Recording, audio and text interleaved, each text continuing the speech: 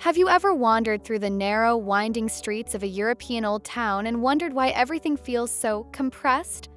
Why buildings seem to lean toward each other across streets barely wide enough for two people to pass?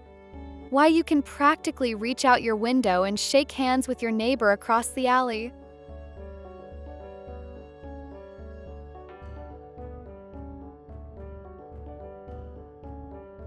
Today, we're unraveling one of Europe's most fascinating urban mysteries. Why are old European towns so incredibly dense? The answer isn't just one thing. It's a perfect storm of medieval economics, military strategy, social structure, and technological limitations that created these remarkable urban labyrinths that still captivate us today. Let's step back in time.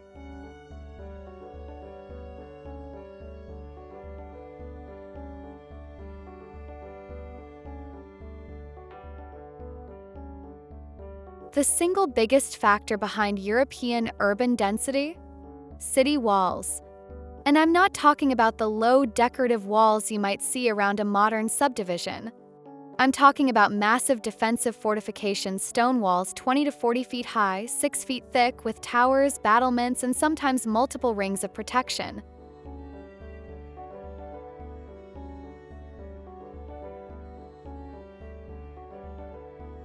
Building and maintaining these walls was extraordinarily expensive. We're talking about the medieval equivalent of billions of dollars. Cities had to quarry stone, transport it, employ skilled masons for years or decades, and then constantly maintain and update these fortifications as military technology evolved.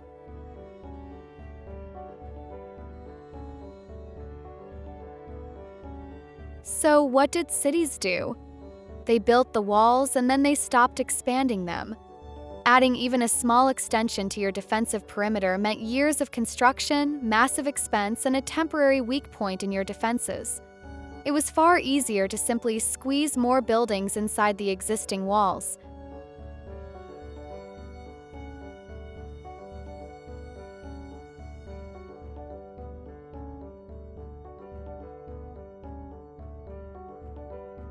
This created what urban historians call constrained growth. The city could grow in population, and medieval cities absolutely exploded in population between 1000 and 1300 AD, but they couldn't grow outward. So they grew upward and inward. Every square foot became precious real estate.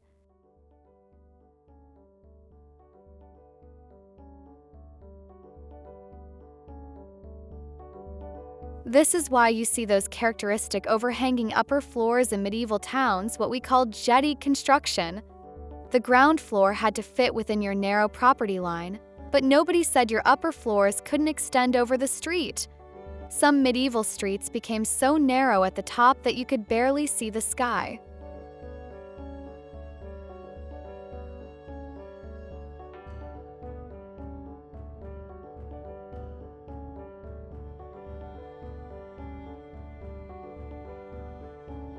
But defensive walls alone don't explain everything.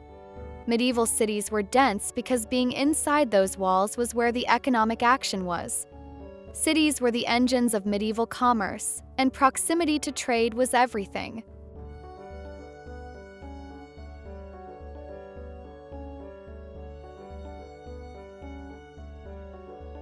In medieval Europe, most people were still farmers living in rural villages. But cities offered something villages couldn't: access to markets, guilds, specialized craftsmen, and protection under city law. If you were a carpenter, a weaver, a merchant, or a metal worker, you needed to be where the customers were. And all the customers were packed inside those walls.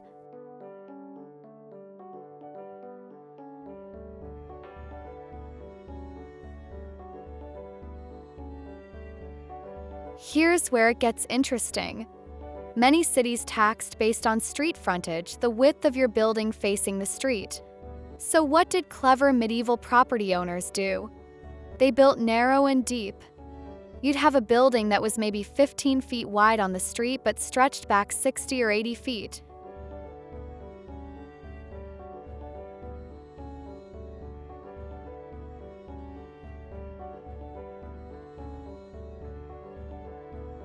This created those characteristic burgage plots, long, skinny properties that maximized usable space while minimizing taxes. Walk through any old European town and you'll still see this pattern everywhere.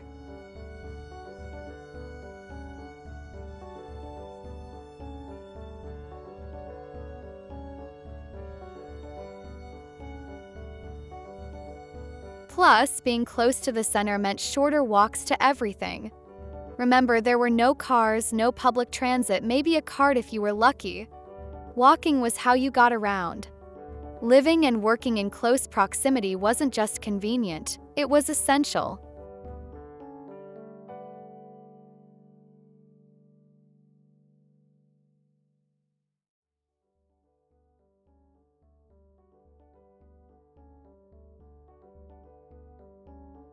Medieval construction technology also played a huge role in creating dense cities.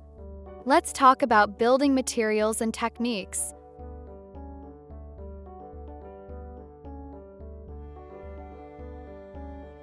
Most medieval buildings used timber framing wooden posts and beams filled in with wattle and daub or later with brick. This construction method was relatively quick and didn't require enormous amounts of expensive stone, but it had limitations. You couldn't build very wide without internal support columns. Wood beams can only span so far before they sag or break. So buildings naturally stayed narrow. Combined with the tax incentive to minimize street frontage, this created those characteristic tall, narrow structures.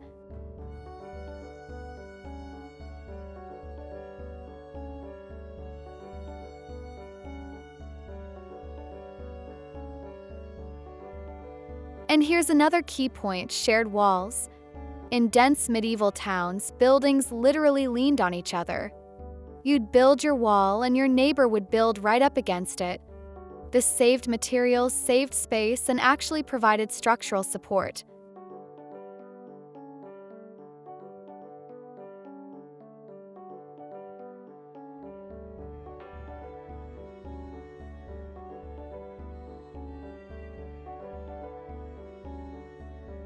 The downside? Fires spread incredibly quickly. When buildings are timber-framed and touching each other, one fire could wipe out entire neighborhoods. This happened constantly in medieval cities. London's Great Fire of 1666 destroyed 13,000 houses precisely because of this dense, interconnected construction.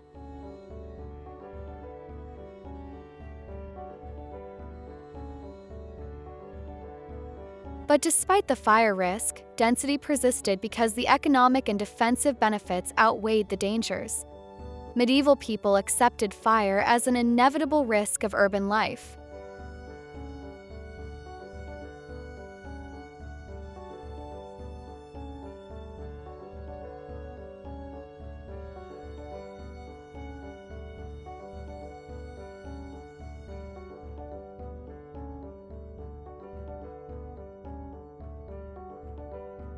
Now, let's talk about something less tangible but equally important: social structure.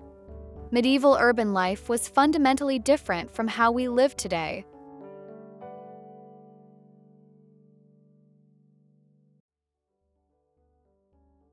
Privacy as we understand it barely existed. Your life was intertwined with your neighbors in ways that would seem almost claustrophobic to modern people. You worked in your house or a shop attached to it. Your children played in the street with neighbor kids. You knew everyone on your street, in your guild, in your parish.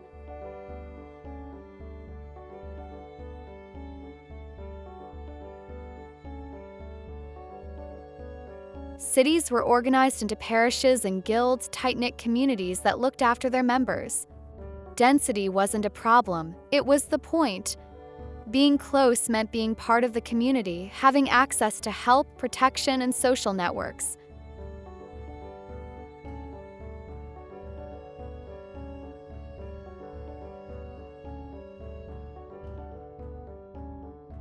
Many trades clustered together. You'd have a street of butchers, a street of goldsmiths, a street of tanners. This created specialized quarters where everyone knew everyone else's business, literally. Your reputation was everything, and in a dense urban environment, bad behavior or shoddy work became known immediately.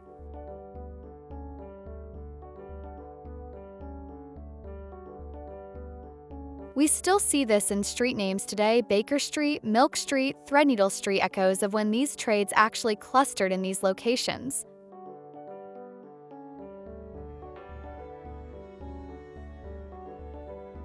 This social density also meant that public space was incredibly important. Since private space was cramped, people lived partially outdoors. Market squares, church courtyards, and even streets themselves were extensions of living space, places for socializing, trading, celebrating, and conducting public business.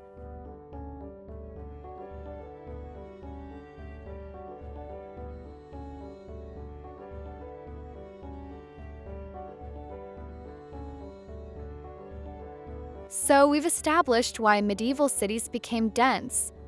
But here's an interesting question. Why did they stay dense even after the reasons disappeared?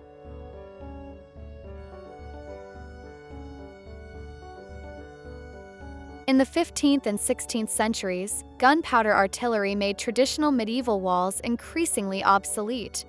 Cities could theoretically expand more freely. So why didn't they immediately sprawl outward?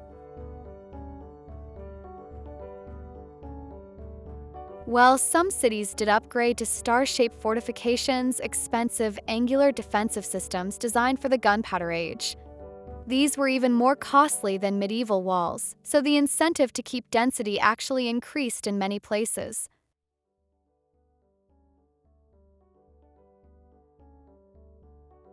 But there's a deeper reason: path dependency. Cities are incredibly persistent.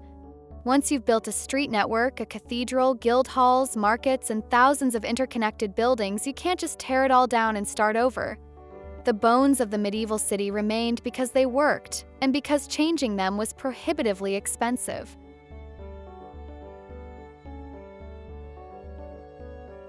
Property rights also mattered enormously. Each building represented someone's wealth, someone's livelihood.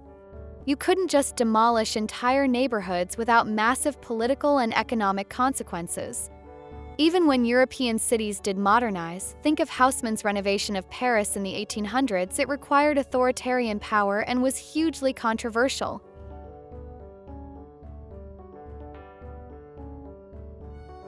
So in most cities, the medieval core remained intact. New development happened outside the old walls, but the original dense center persisted, protected both by its own physical inertia and eventually by historical preservation efforts.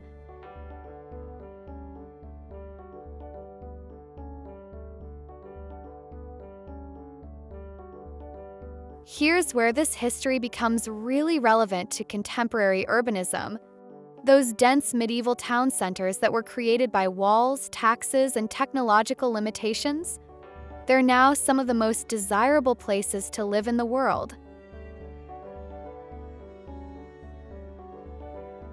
Why?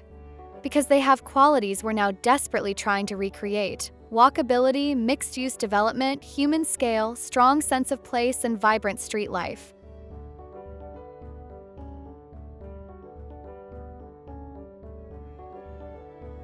Think about it: medieval density put homes, shops, workshops, churches, and markets all within a 5-minute walk.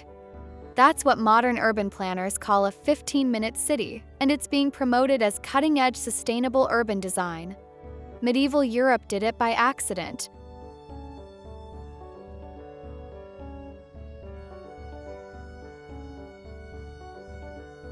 Those narrow streets that were constrained by expensive walls, they naturally slow down traffic. Now we build expensive traffic calming measures to achieve the same effect. Those shared walls and attached buildings, they're energy-efficient. Party walls reduce heat loss. Those mixed-use buildings with shops below and homes above, that's exactly what new urbanists advocate for today.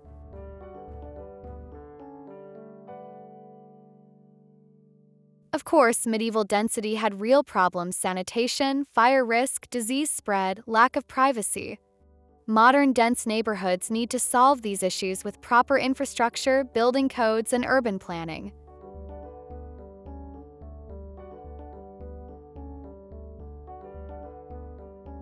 But the fundamental insight remains: human-scale density creates vibrant, sustainable, economically productive urban environments. The difference is that medieval cities had no choice. They were constrained by walls and technology. Today, we can choose density and design it deliberately with all the benefits of modern engineering and public health knowledge.